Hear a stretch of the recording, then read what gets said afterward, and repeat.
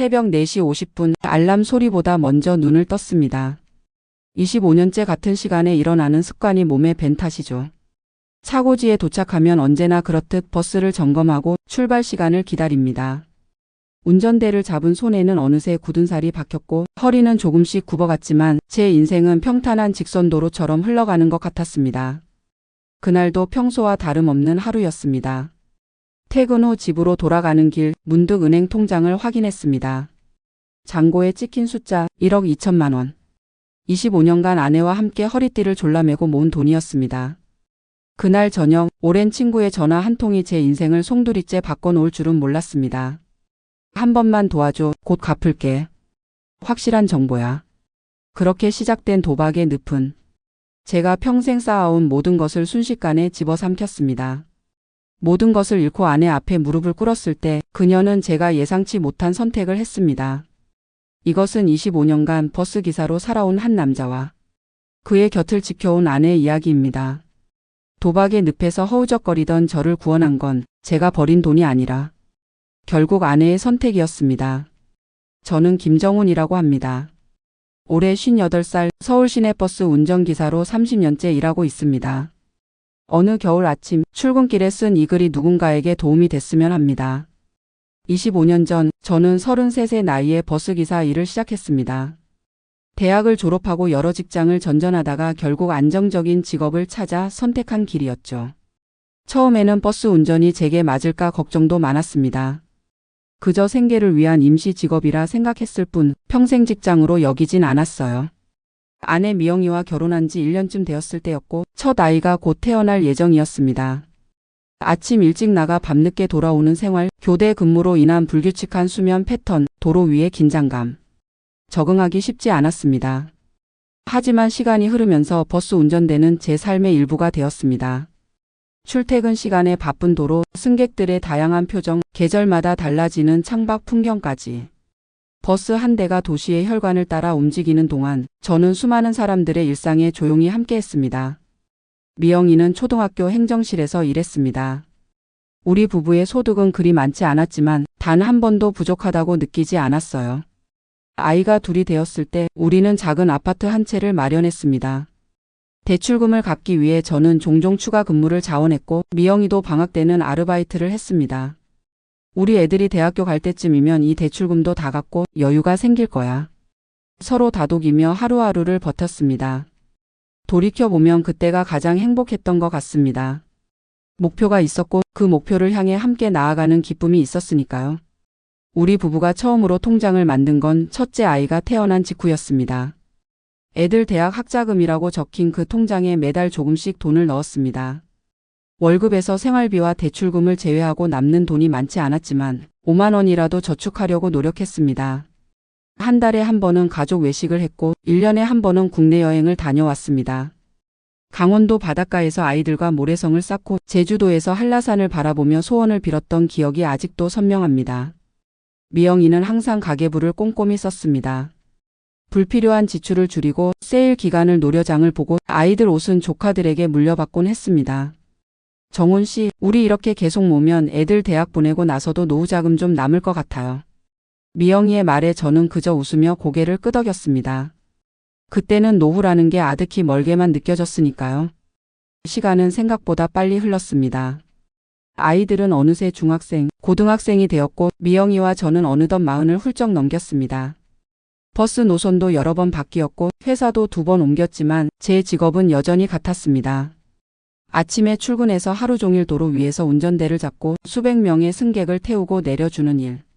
그 단조로운 일상 속에서도 작은 기쁨들이 있었습니다. 매일 같은 시간에 버스를 타는 단골 승객들과 나누는 짧은 인사, 퇴근길에 듣는 라디오 프로그램, 가끔 손님이 건네는 따뜻한 말 한마디. 기사님, 오늘도 안전 운전 감사합니다. 이런 말 한마디가 하루의 피로를 씻어주곤 했습니다. 대출금을 완전히 상환한 날, 미영이와 저는 소박하게 축하했습니다. 동네 고깃집에서 삼겹살과 소주 한 병을 놓고 우리는 10년간의 노력에 건배를 했습니다. 드디어 우리 집이 진짜 우리 집이 됐네요. 미영이의 눈에는 눈물이 고여 있었습니다. 그날 밤 통장을 확인했을 때 저축액은 5천만 원을 넘어서고 있었습니다. 첫째가 대학에 들어갈 때쯤이면 7천만 원까지 모을 수 있을 거라는 계산이 나왔습니다. 미영이는 그날부터 더 열심히 돈을 모으기 시작했습니다. 우리 재산 1억 만들어 봐요. 1억 원이면 나중에 은퇴하고 작은 가게라도 열 수 있을 거예요.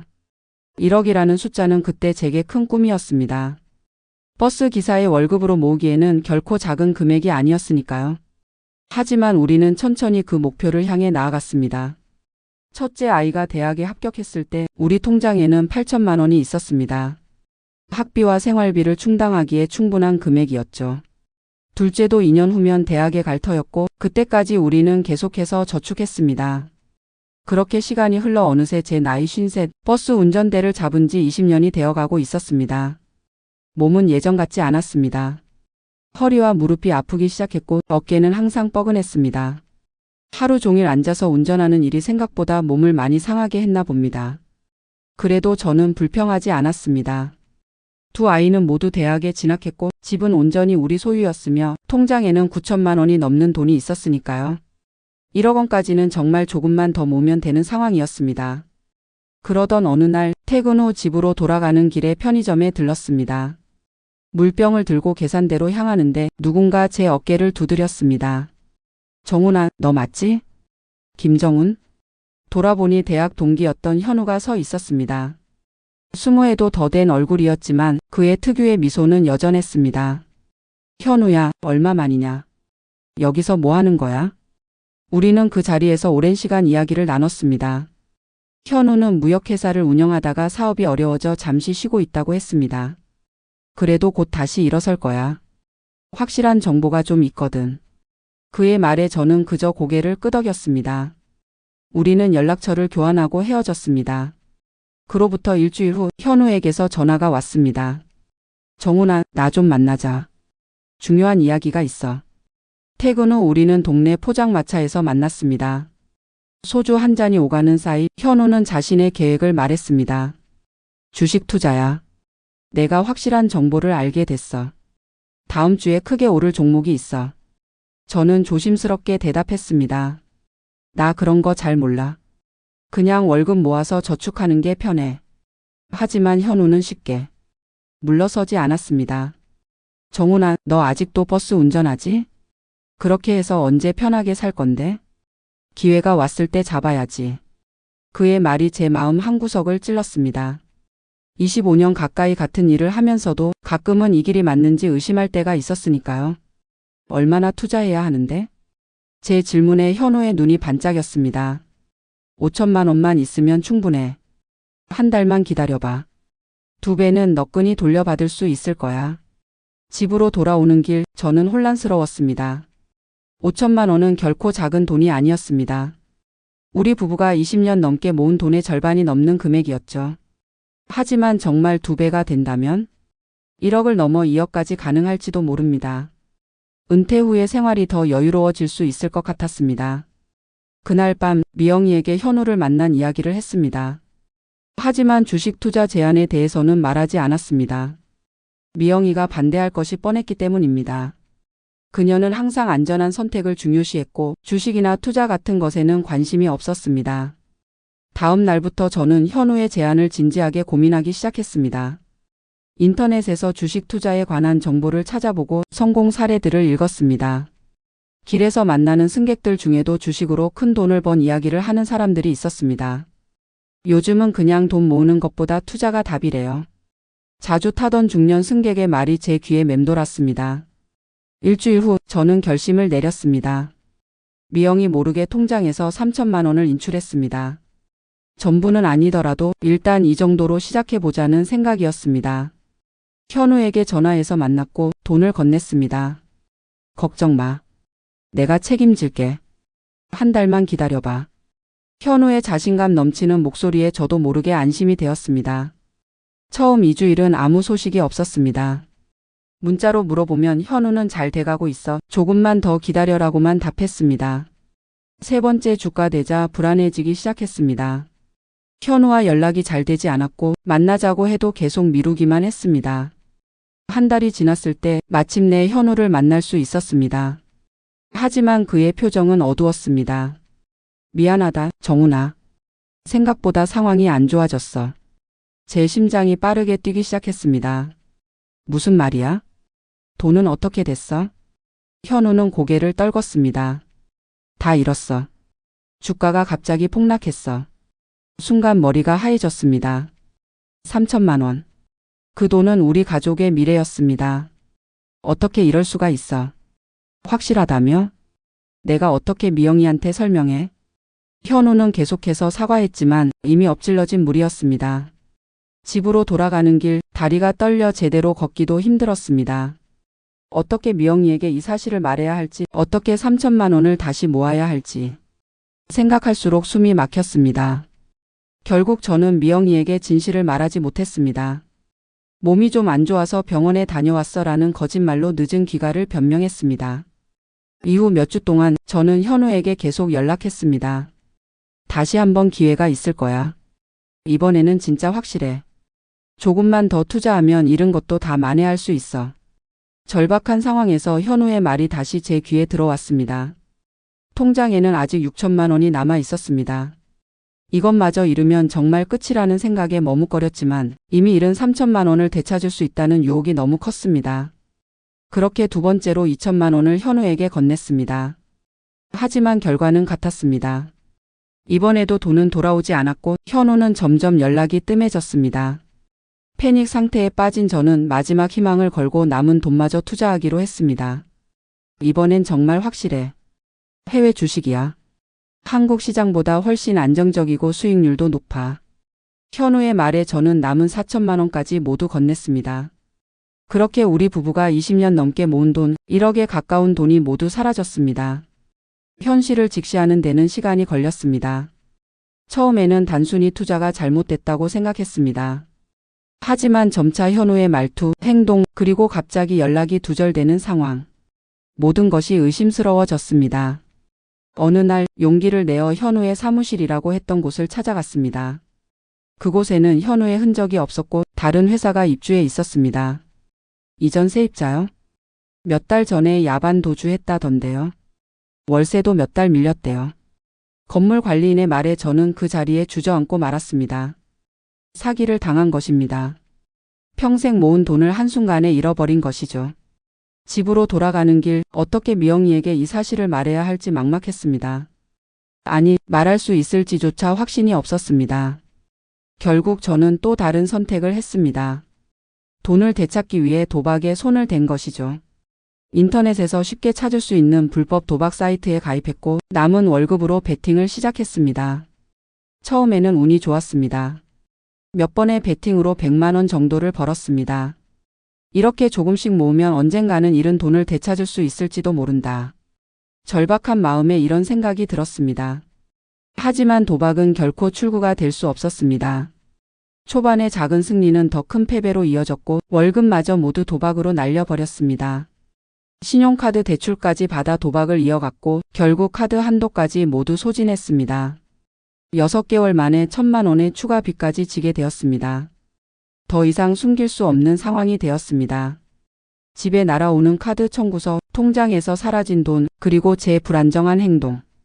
미영이가 모를 리 없었습니다. 결국 그날이 왔습니다. 미영이가 통장 내역을 확인하고 저를 거실로 불렀습니다. 정훈 씨, 이거 어떻게 된 거예요? 우리 통장에 돈이. 그녀의 목소리는 떨리고 있었고 눈에는 이미 눈물이 고여 있었습니다. 저는 모든 것을 털어놓았습니다. 현우를 만난 일, 잘못된 투자 결정, 그리고 도박으로 더 깊은 수렁에 빠진 일까지. 미영이는 말없이 제 이야기를 들었습니다. 그녀의 표정에서 분노, 실망, 두려움이 번갈아 나타났습니다. 25년이에요. 우리가 함께 모은 돈이. 어떻게 이럴 수 있어요? 그녀의 목소리는 점점 작아졌고 마침내 흐느낌으로 바뀌었습니다. 저는 그저 고개를 숙인 채 사과를 반복했습니다. 미안해. 정말 미안해. 그날 밤 미영이는 작은 가방을 들고 집을 나갔습니다. 생각할 시간이 필요해요. 엄마 집에 잠시 있을게요. 한 달 동안 미영이는 돌아오지 않았습니다. 저는 혼자 남겨진 집에서 매일 밤 술을 마시며 자책했습니다. 어떻게 이런 어리석은 선택을 할 수 있었는지, 어떻게 가족의 신뢰를 저버릴 수 있었는지. 그러던 어느 날 퇴근 후 집으로 돌아왔을 때 미영이가 거실에 앉아 있었습니다. 앉아요, 정훈 씨.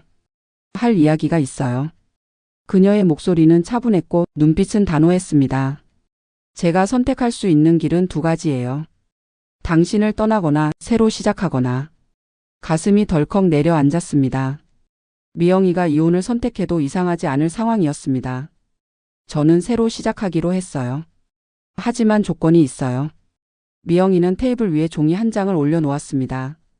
그것은 도박 중독 치료센터의 안내문이었습니다. 당신이 도박을 완전히 끊고 치료를 받기로 약속한다면 우리 다시 시작해봐요. 그녀의 목소리에는 흔들림이 없었습니다. 그리고 앞으로 모든 재정은 제가 관리할 거예요. 월급은 제 통장으로 들어오고 생활비만 당신에게 드릴게요. 미영이의 조건은 엄격했지만 공정했습니다. 저는 고개를 끄덕였습니다. 알았어. 약속할게. 그것이 우리의 새 출발이었습니다. 다음 날 저는 도박 중독 치료센터를 찾았습니다. 처음에는 부끄러웠습니다. 나는 중독자가 아니야. 그냥 돈을 되찾으려고 했을 뿐이야 라는 생각도 들었습니다. 하지만 상담사의 말에 점차 제 상태를 받아들이게 되었습니다. 도박 중독은 병입니다. 잃은 돈을 되찾겠다는 생각으로 계속해서는 이 병을 이길 수 없어요. 상담사의 말이 제 마음에 깊이 와닿았습니다.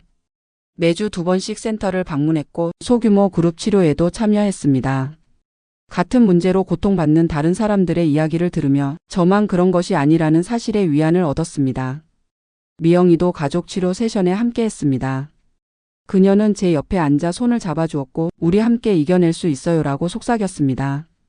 치료를 시작하고 석 달이 지났을 때 미영이는 놀라운 소식을 들고 왔습니다. 제가 투잡을 구했어요. 학교 일 끝나고 저녁에 마트에서 일하기로 했어요. 제가 말릴 새도 없이 그녀는 계속했습니다. 당신도 주말에 추가 근무 가능하면 해보세요. 우리 다시 저축을 시작해야죠. 그렇게 우리는 다시 한번 허리띠를 졸라매고 새 출발을 했습니다. 미영이는 매일 저녁 6시부터 10시까지 마트에서 일했고 저는 주말마다 추가 근무를 자원했습니다. 육체적으로 힘들었지만 마음은 오히려 가벼워졌습니다. 목표가 생겼고 미영이와 함께한다는 사실만으로도 힘이 났습니다. 신용카드 빚부터 갚기 시작했고 1,000만 원이 넘는 부채를 6개월 만에 청산했습니다. 그리고 다시 저축을 시작했습니다. 이번에는 비상금이라고 이름 붙인 통장이었습니다.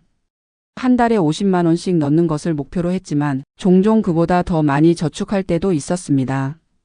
1년이 지나고 통장에 800만 원이 모였을 때 미영이는 제게 새로운 제안을 했습니다. 정훈 씨, 우리 작은 가게 하나 열어볼까요? 저는 놀라움을 감추지 못했습니다. 가게? 무슨 가게? 미영이는 웃으며 대답했습니다. 저야 당연히 분식점이죠. 제가 요리하는 거 좋아하잖아요. 그녀의 제안은 진지했습니다. 미영이는 이미 정보를 모으고 계획을 세우고 있었습니다. 작은 분식점이면 초기 비용이 많이 안 들어요. 1,500만 원 정도면 시작할 수 있을 것 같아요. 제가 주저하자 그녀는 덧붙였습니다. 당신이 버스 운전하는 건 계속하고 제가 학교 그만두고 가게 운영해 볼게요. 실패하면 다시 취직하면 되죠. 미영이의 확신에 찬 눈빛을 보며 저는 동의했습니다. 우리는 반년 더 모아서 1,500만 원을 만들었고 동네 상가에 작은 분식점을 열었습니다. 미영이네 국수 분식이라고 이름 붙인 그 가게는 초반에는 손님이 많지 않았습니다. 하지만 미영이의 맛있는 김밥과 떡볶이는 입소문을 타기 시작했고 점점 단골이 늘어났습니다. 특히 그녀가 개발한 매콤 크림 떡볶이는 동네 학생들 사이에서 인기 메뉴가 되었습니다. 3개월 후 가게는 손익분기점을 넘었고 6개월 후에는 안정적인 수익을 내기 시작했습니다. 미영이는 일하면서도 즐거워 보였습니다. 오히려 학교에서 일할 때보다 더 생기가 돌았습니다. 내 가게에서 내 방식대로 일하는 게 이렇게 행복한 일인지 몰랐어요. 그녀의 말에 저도 덩달아 기뻤습니다.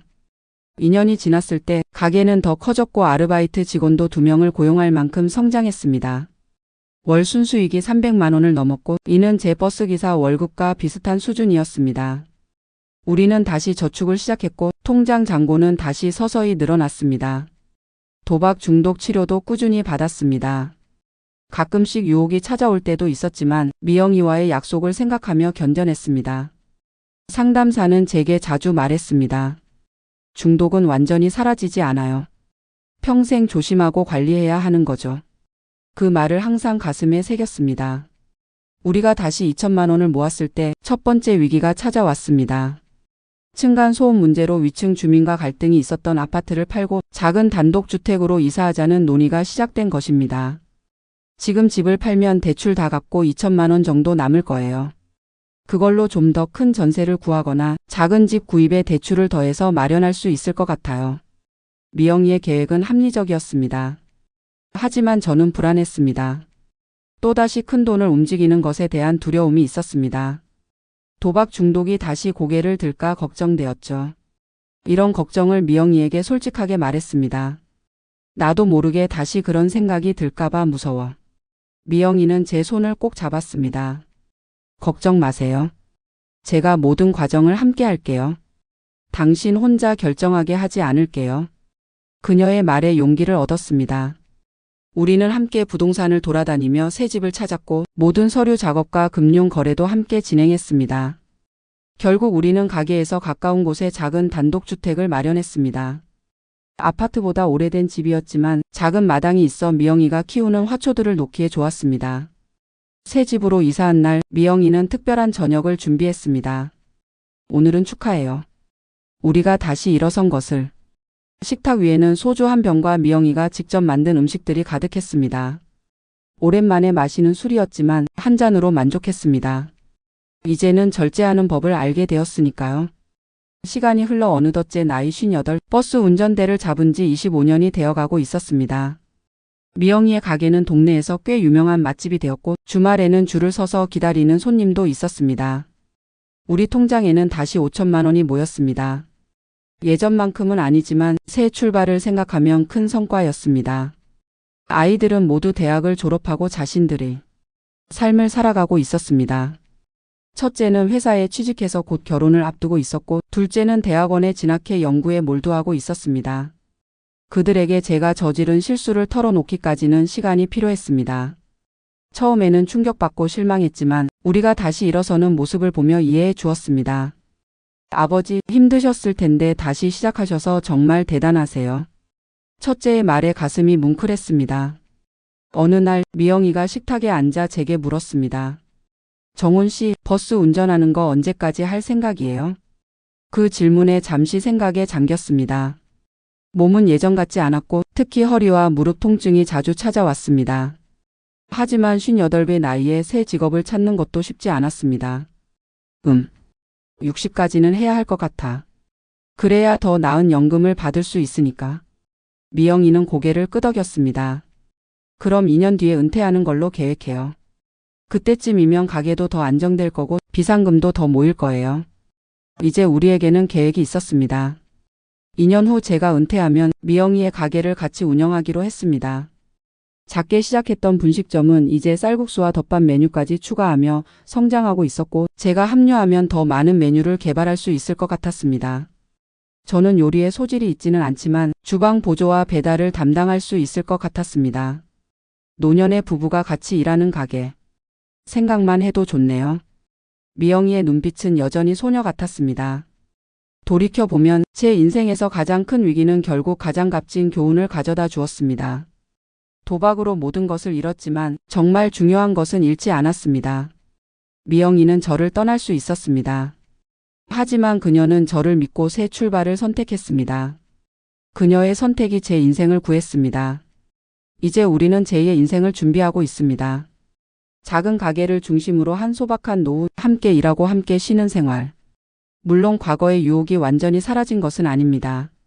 가끔 TV에서 주식 투자 광고를 보거나 로또 판매점 앞을 지날 때면 잠시 마음이 흔들릴 때가 있습니다. 하지만 이제는 압니다. 진정한 행복은 한순간의 대박이 아니라 매일매일의 성실함에서 온다는 것을.